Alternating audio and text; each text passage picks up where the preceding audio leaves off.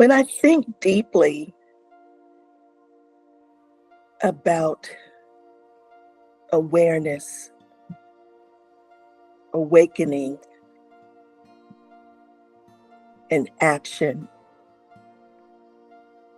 one word comes to mind, and that word is love. It's been described and defined in so many ways and experienced in so many variations on a theme. It's really simple, but apparently it's quite difficult to achieve.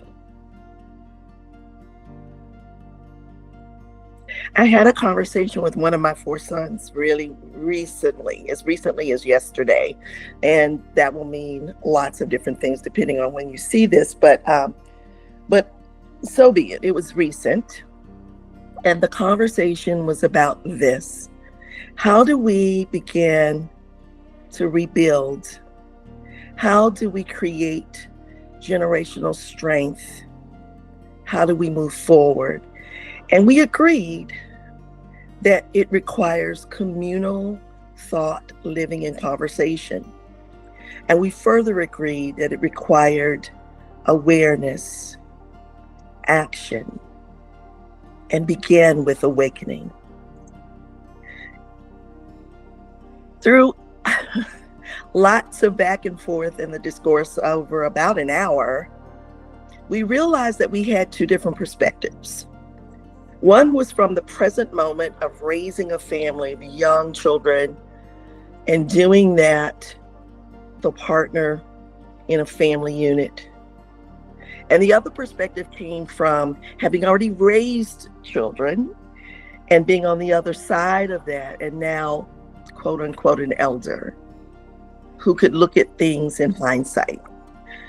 We put our two perspectives together and we considered the welfare of everyone, those in the present who are still living through this experience, and those who are bringing the wisdom from their past into present day, and how to share that vision in a collective way.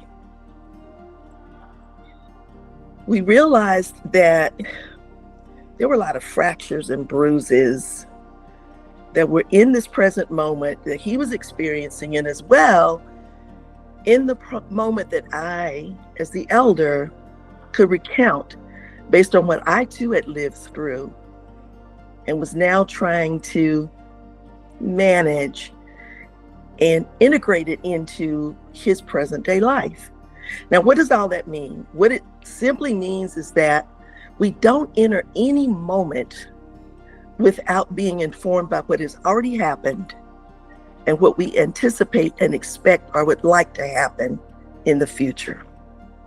So there isn't anything really happening in isolation. So this love I'm speaking about can't really be experienced within a vacuum fully, and can't really be lived through unless it appreciates everything the people who are part of this moment have come through. That means going back to the ancestors, which I write about quite a bit and reflect on, from the enslavement of those people who were ripped from their own continent, from their country, and brought to foreign shores or distant shores and places that were strange and unknown. And things began to be fractionated. And then after hundreds and hundreds of years, trying to rebuild is nothing short of a miracle. Doesn't happen overnight. May not happen in a generation that I would see, or maybe even my son. But it certainly was never going to stand a chance of getting better and correcting itself, reversing itself, if we didn't begin somewhere. And so we agreed upon that. We agreed that it begins with awareness.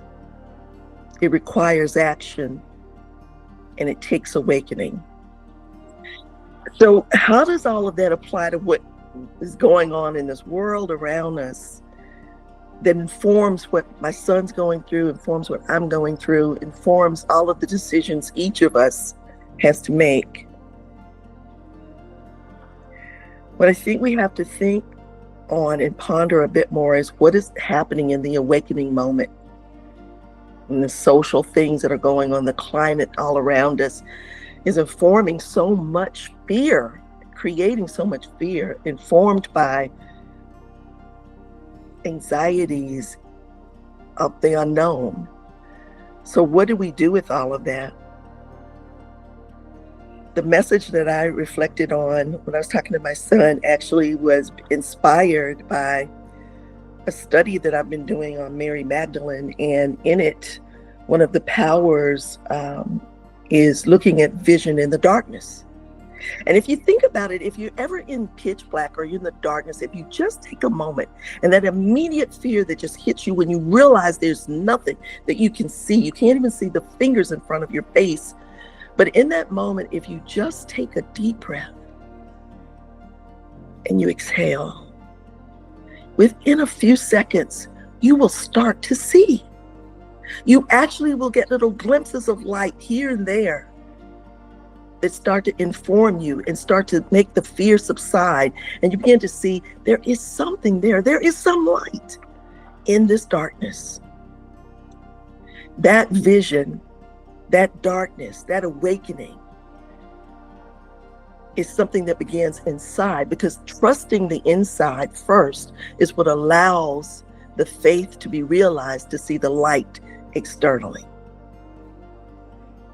And so where I am with all of this, and the realization that the fear that I have, the fear that my son's embodying, the fears that we all are feeling day after day and moment by moment, when just another thing happens and another rupture evolves, is that there is a collective trauma that's happening.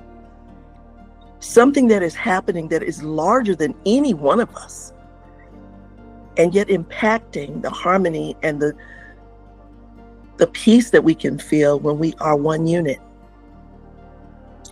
Actually, just saw as well a clip from the days of President Ronald Reagan when he spoke about America as being the exception, the place in the space where oneness could exist, where people could come from anywhere, everywhere, and actually feel that they were one as Americans.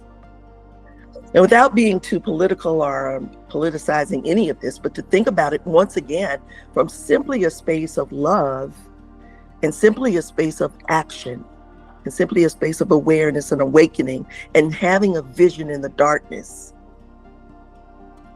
it becomes something as simple as this. How can I incorporate the fears and the traumas that I have into those that are shared and are felt by those around me? When I can do that, I can begin to be part of this collective trauma, and I can be part of the collective healing, and I can be part of the collective solution. I can be part of the rebuilding of the oneness, part of the generational building that my son and I want to see and want to realize, if we're really, really fortunate and if miracles really do come true in our lifetime. So this got me to really meditating and thinking on this. And before I knew it, these words just started flowing. And they came together something like this.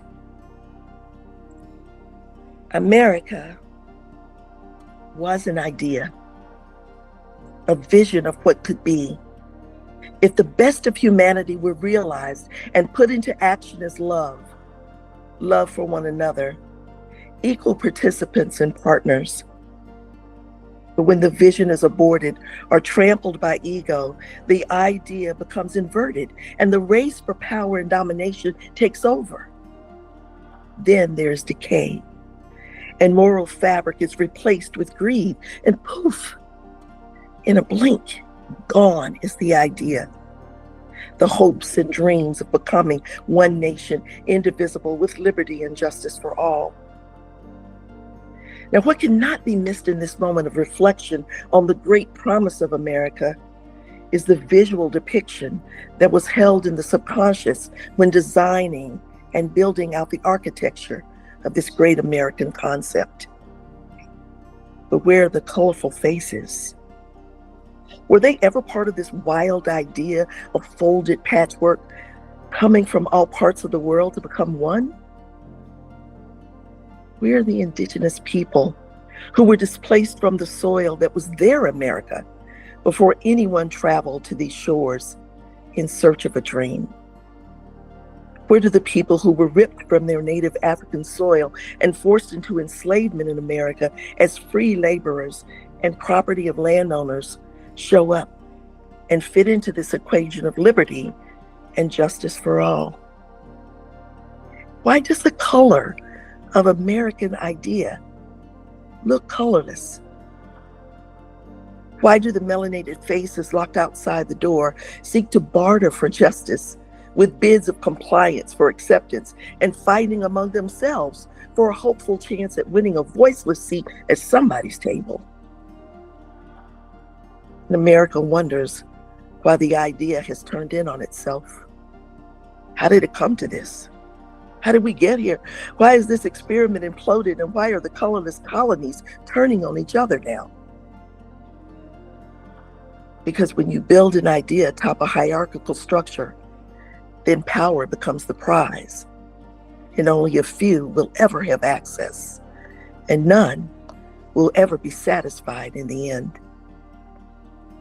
Eventually, without love for all, no one will truly win. Without love, colored and colorless alike, without differentiation, will succumb to the depth grip of power struggles, and power mongering will continue to defeat and divide and diminish until no one is left standing. Lust for power operates from the human ego, and left to its own devices will do whatever it takes to survive. It will demolish, and it will seek to steal, kill, and destroy any idea of unity, any concept of freedom, and any hope for justice for anyone. On the contrary, it is and always has been that love is the answer.